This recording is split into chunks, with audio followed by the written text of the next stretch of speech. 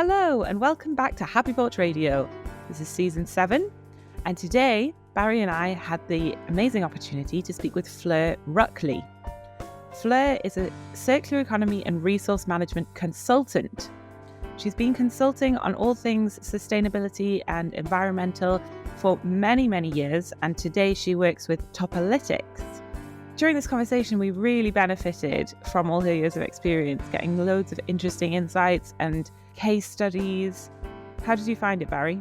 I really like Fleur and I really enjoyed this conversation. She's one of those people who embraces the complexity and who really understands the changes and necessary work that we need to do in order to make everything more circular, and at the same time stays really positive and has all this energy for it, and so is able to sort of straddle the detail of what data do we need to gather to solve this specific problem and fit that within the context of this wider systemic change. She talked about her experiences and how that led her to try and think about where people fit into all of this. So yeah, it was an amazing conversation. I'm really excited about it. Yeah, I really enjoyed this conversation as well. And particularly for me, when we were talking about sort of theories of change and like how people can see impact being made and what that means for how we approach change. Do you know, like sometimes I feel like we talk about circular economy a lot and how can we possibly find new things to talk about, but we always do.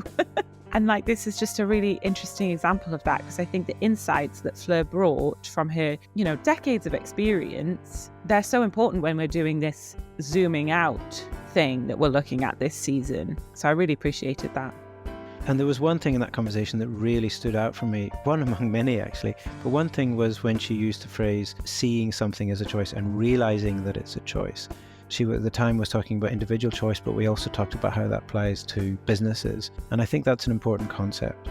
So I hope that listeners pick that out and also share with us and share with the world what else was good about this conversation. Definitely. And so without any further ado, let's meet Fleur. I'm Fleur Ruckley. I am Head of Implementation at Topolytics. My background is circular economy, waste management, environmental management broadly. And yeah, looking forward to talking to you. Awesome. Welcome to HappyPorch Radio. So let's start at the beginning, if that's okay. What started you on this journey of looking at circular economy and it's led you to where you are now? It's hard to know with circular economy. I suppose what started me on the journey was an interest in, a passion in environmental education originally.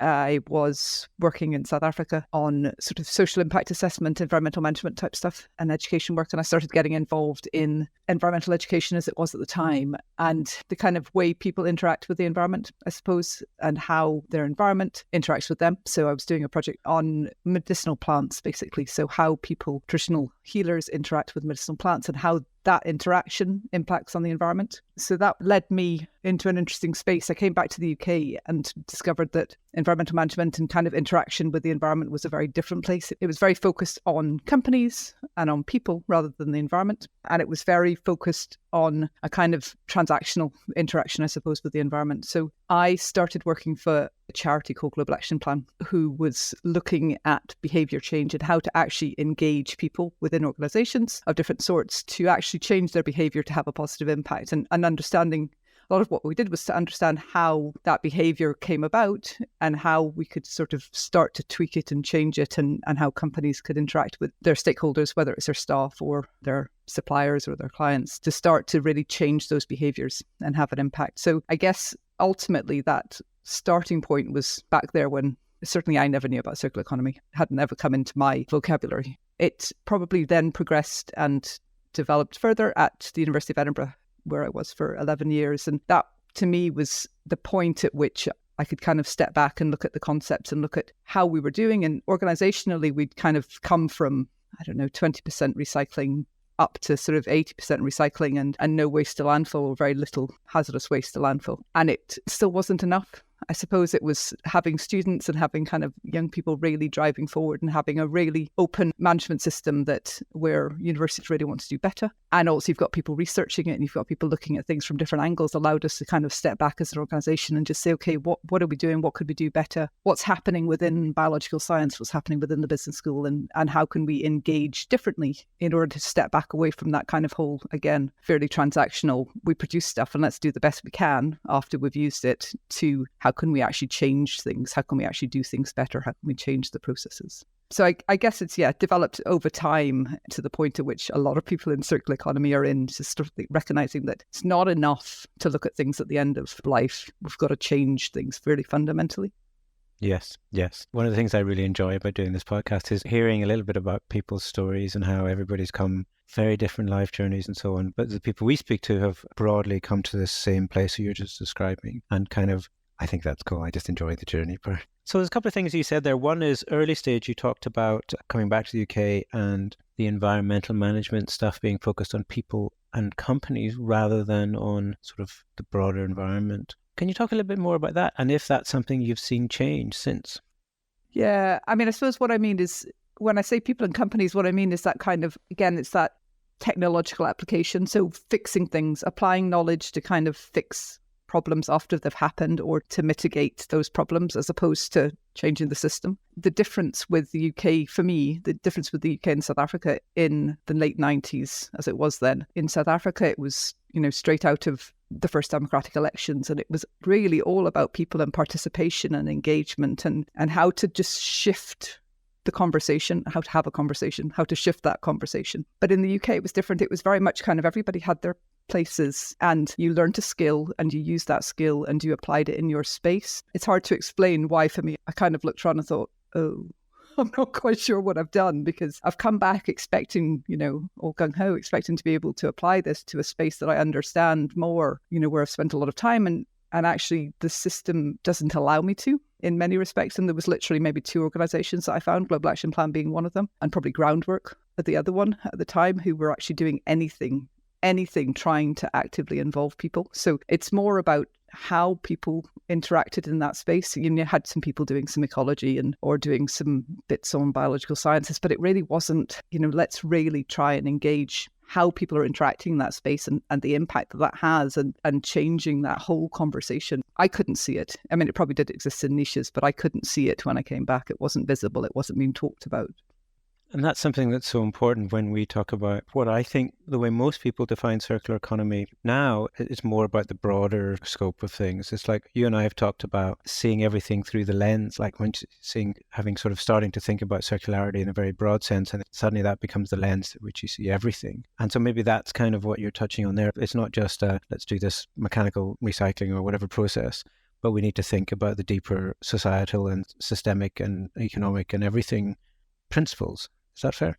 Definitely. I think that lens is a really interesting space. People quite often will be seeing, we're all technically seeing the same thing, but we're looking at it differently. We're understanding it differently. We're considering different things. So, and you can apply that within a company or just within your own life. So what I see when I look at something, it's the same thing that you're seeing, but what I see is different. And I'm seeing it through potentially a lens of understanding that it's possible to do something different, I guess, is part of it. And also a desire to do something different, which, can feel a little bit evangelistic sometimes, but it's certainly not meant to. But I think we all, if you ask somebody, it's going to sound a bit, I'll give you an odd example in a minute, but if you ask somebody deep down, they'll always normally, some people won't, but most people will say yes, that they want something to be better. They want it to be great for their kids. They want it, they want life to improve. They want an organization to have less impact, but deep down, they're not necessarily seeing that as something that they can have an impact on. And I think that's the difference. I think a lot of people who work in circular economy look at things and say, okay, what's happening? What does that mean? How is that caused? And what can we change? And I think it's that ability to kind of just dig right through. That's not suggesting that anybody has all the answers, because I don't think anybody does. It's more you're willing to ask the questions and recognize that there might be an alternative, an alternative future, something that could change. That's a really interesting point that you touch on there, Fleur. We talk a lot about the fact that this isn't just an environmental movement. There's social results, but also social needs to come into the whole picture. And when you talk about South Africa in the late 90s, you're talking about a society that's in a deep moment of change. There's already change happening. There's a lot of there's just a lot of shifting and uncertainty, I suppose. But within that, as you say, there's that understanding that people can make an impact, that there is room for change, that there's, that systems don't have to stay the same forever. And then you spoke about the UK in the late 90s and this idea that it's like, okay, we do the same as we've always done and then sort of fix it a bit at the end when we realize the outcome isn't what we wanted it to be.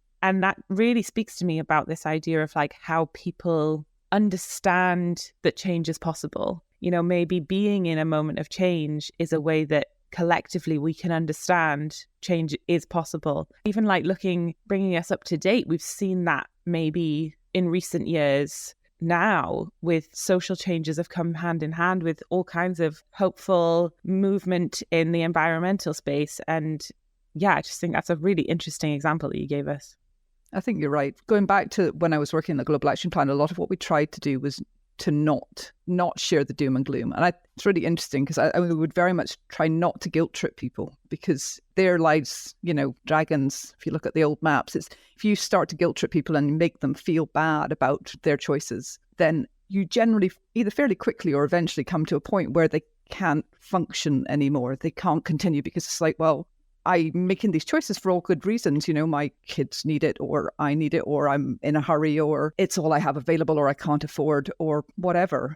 They're applying logic and value and realistic, reasonable logic to everything. So if you tell them they're still doing the wrong thing, rather than helping them kind of come up with better solutions, then they probably won't follow through on things. They probably won't do something different because it's too hard. And I think, yeah, that hope piece, that kind of ability to see solutions and see ideas and see people doing things differently and have choices and recognize them as choices and solve their barriers, you know, overcome their barriers. That's what helps people and businesses and governments and policymakers to actually flip the switch and make changes.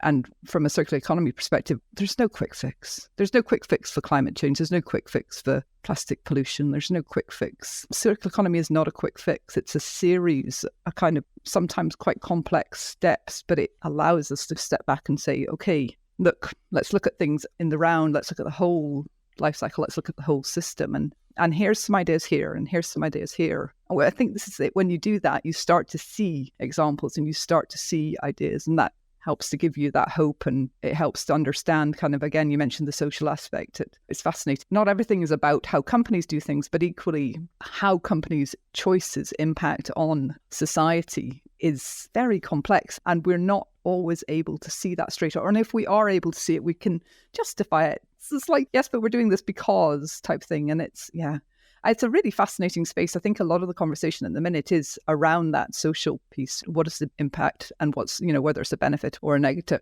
impact on society, but also on sustainability more broadly, and bringing that whole social aspect into sustainability. And, you know, are circular solutions sustainable? Are they socially beneficial? It's a fascinating space at the minute because they aren't all.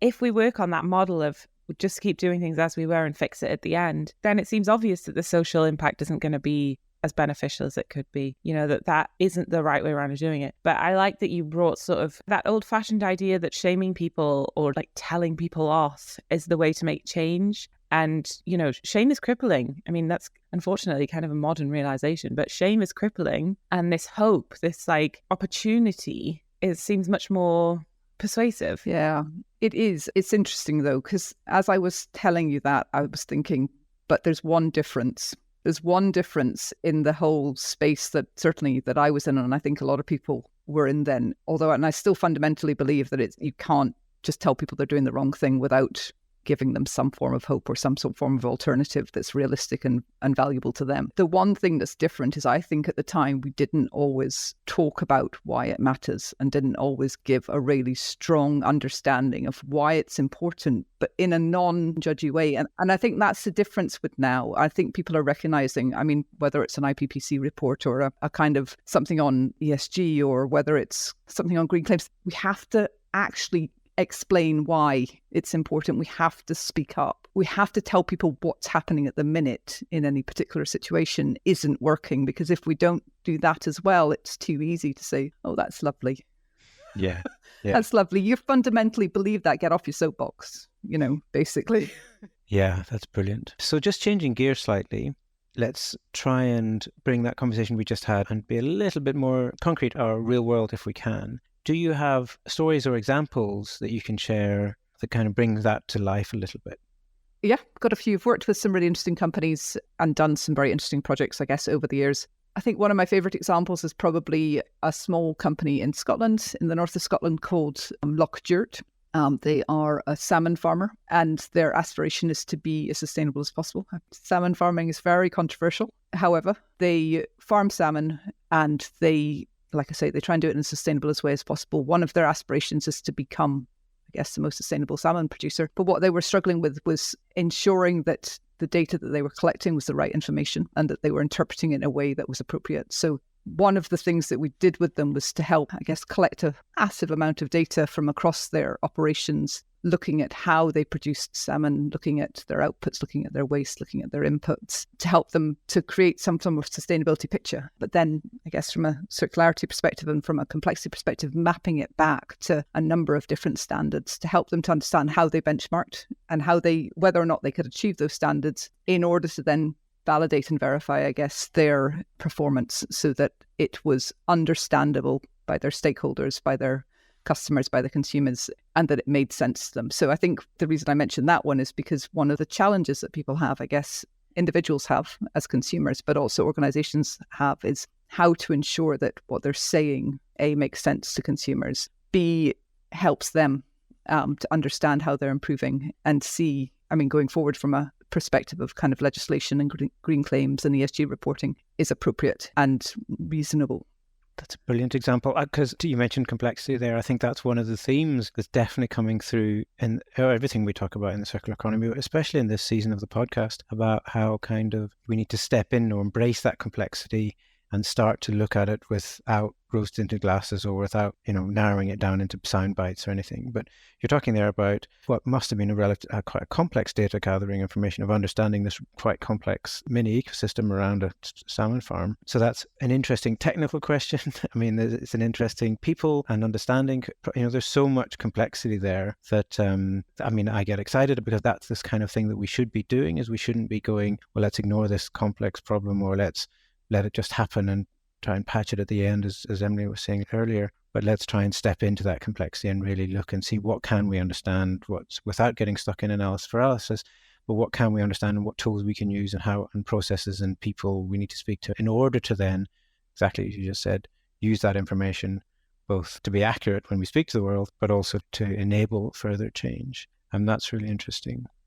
I think that's it. That was a specific example, but just, pulling back a little bit, that it's a bit like the complexity of circular economy requires a kind of a complex answer within a business, chunked up enough so that people don't, like you say, don't get paralyzed with either the scale, or because you just don't know what to do with the information, you don't know what to make of it, you don't know how to kind of analyze it, and you don't know what story it's telling. I think it's that kind of having a vision, and that vision might be narrow. It might be we just want to understand what we're doing, or it might be we want to implement circular economy. We want to be a circular business, which nobody really understands fully what that means, right? In reality, yes, we can write it down and there's a butterfly diagram and we can give a definition of it. But what it truly actually means to be a circular business in a system that's circular, that doesn't exist at the minute.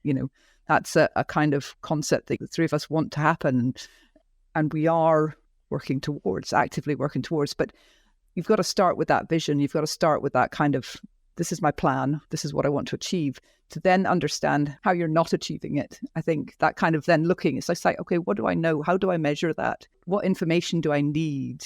How do I know whether I've achieved any aspect of circularity? How do I, am I mapping myself to a standard? Am I mapping myself to myself? Am I counting? And can I even count it? That whole kind of necessary unpicking and then kind of building it back together. Once you've done that, it then allows you to kind of say, okay, where are the gaps? What are my contracts currently not giving me? What could they give me? What can we work together to do? What do I need somebody new for? Do I need a new system in place within my organization? Do I need to ask my, department heads different questions?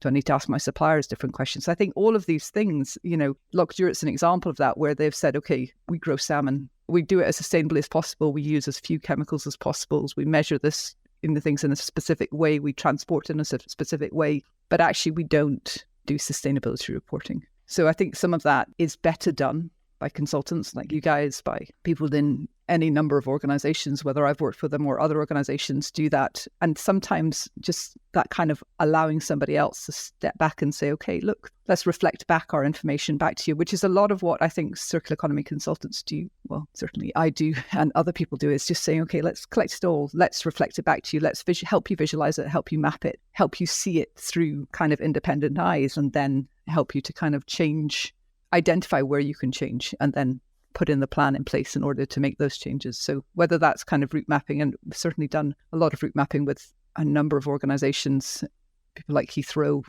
whether it's a kind of fundamental circular economy net zero kind of route map to say, okay, this is our target, it's in our strategy, it says we're going to do circular economy, we must do it. But how on earth do we get there from where we are now? How close are we? What actions do we need to take? And how do we kind of allocate those actions and make people responsible for them and understand what we're measuring? What are we expecting out of those different actions? What proportion of change are we expecting? So I think there's a lot that companies need to do. And I guess I'm not currently a consultant, so I can say that now, but without it being a total vested interest. But I think there's a lot of help out there, whether it's paid consultancy, whether it's, projects like London or Zero Waste Scotland or the group in Wales who, can actually offer SMEs kind of free support. I think that having somebody else look at it for you can be very helpful. Yeah, I think that's a very important point. I mean, I think the question you just asked there is of describing, because I think so many businesses are facing this question. We want to get there, or we've got a strategy, we've got a headline or a goal, whether it's a net zero or circularity or both. But okay, then we've got this gap in the middle of how we get from there to here. And so we often talk about two things. One is not doing it alone, but also it doesn't need to happen all in one giant step. In fact, it can't. You need to do that sort of small, fast steps, trying to work things out as you go, without shying away or hiding the scale of the problem, which harks back to what you were saying before about change, not sort of hiding the problem, but also at the same time not using the shame equivalent for business is only that of saying, well, this needs to change, but we can do it. There's a sort of double-edged sword there. There's also a phrase that stuck with me that you said earlier on in our conversation when you said making a choice or seeing a choice and realizing it's a choice.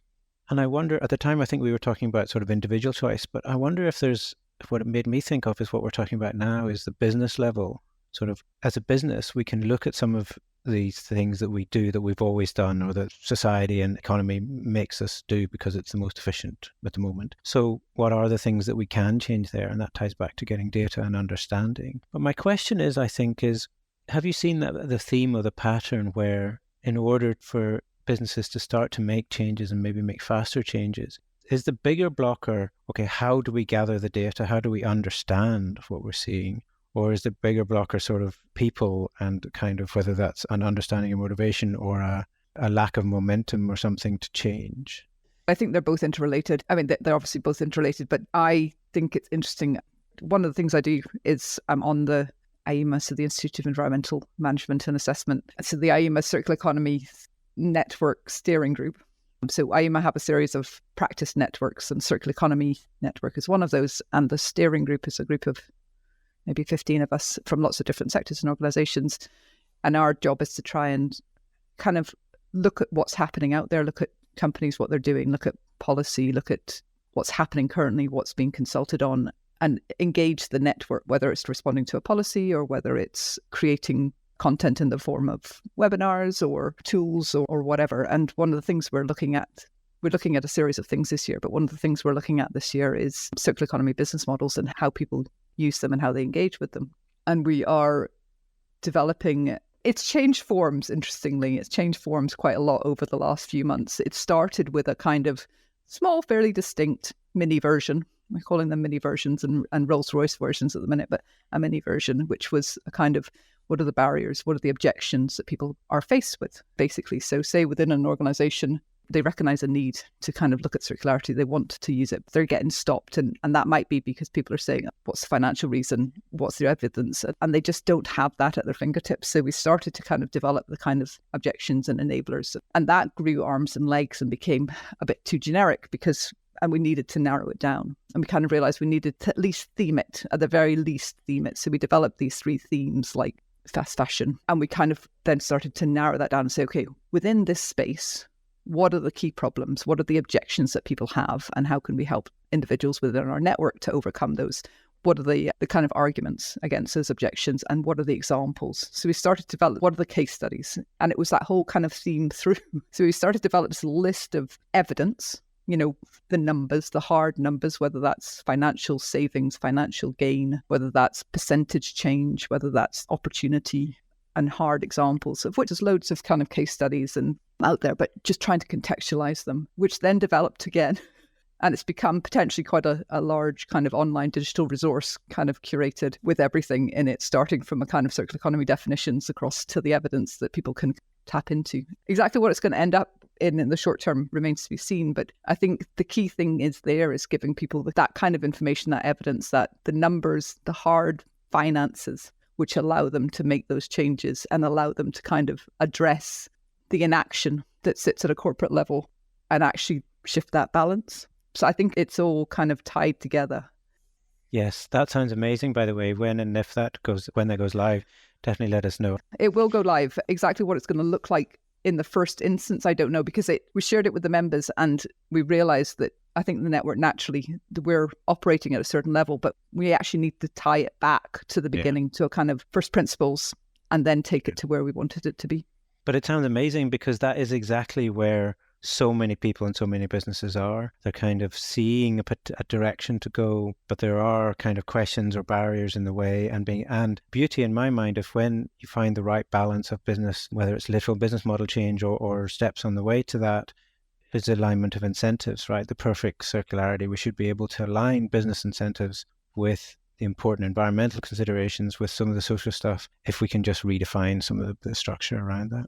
Exactly. And I think some of that redefinition comes from we're actually asking better questions and getting better information back. So I think that conversation, we touched on, Emily, your question about the social aspects, and also things like natural capital and the kind of real deep understanding. We know there's an environmental impact. We can see pollution, we can see waste arising, we can see it in the wrong place. But what's the actual impact on the environment, and how can we understand that in a way that allows us to make better decisions about the right things?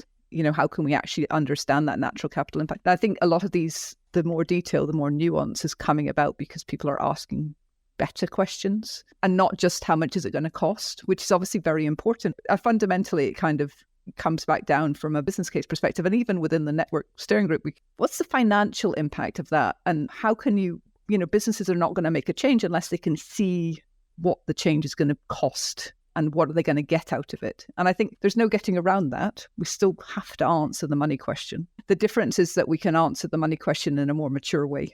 And it's not how much am I going to get, and that's the end of it, because that's very linear, isn't it? It's more, it's kind of, how much am I going to spend less?